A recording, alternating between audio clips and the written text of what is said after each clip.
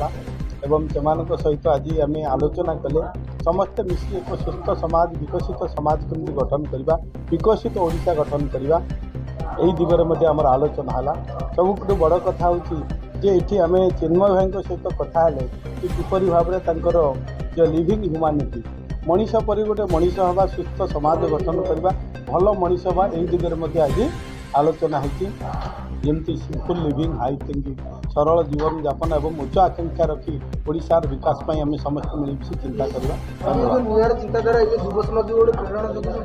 ନିଶ୍ଚିତ ଭାବରେ ଆଜିକାଲି ଆଧୁନିକତାର ଦ୍ରୋହୀ ଯେପରି ଭାବରେ ଯୁବ ସମାଜ ଆଜି ଭ୍ରଷ୍ଟ ମାନେ କୁପଥଗାମୀ ହେଉଛନ୍ତି ମୁଁ ତ ନିବେଦନ କରିବି ସେମାନଙ୍କୁ ଅନୁରୋଧ କରିବି ଆସନ୍ତୁ ଆମେ ସମସ୍ତେ ସମାଜର ମୁଖ୍ୟ ସ୍ରୋତରେ ସାମିଲ ହେବା ଓଡ଼ିଶାର ବିକାଶ ପାଇଁ କାମ କରିବା।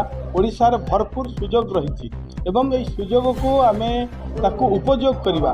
ଯେ ଓଡ଼ିଶା ହେଉଛି ଗୋଟେ କଳା ସଂସ୍କୃତିର ଗୋଟେ ରାଜ୍ୟ ଏଠି ପ୍ରାକୃତିକ ସମ୍ପଦ ମଧ୍ୟ ଭରପୁର ରହିଛି ତେଣୁ ଆର ସୁବିନିଯୋଗ କରିବା ଏ ହେଉଛି ଆମ ସମସ୍ତଙ୍କର ଇଏ ହେଉଛି ସମ୍ପତ୍ତି ପରମ୍ପରା। ତେଣୁ ଆସନ୍ତୁ ଆମ ପରମ୍ପରା ଆମ ଓଡ଼ିଶାକୁ ଆମେ ସମସ୍ତେ ମିଳିମିଶି ଆମେ ଏକ ସୁସ୍ଥ ଓଡ଼ିଶା ଗଠନ କରିବା।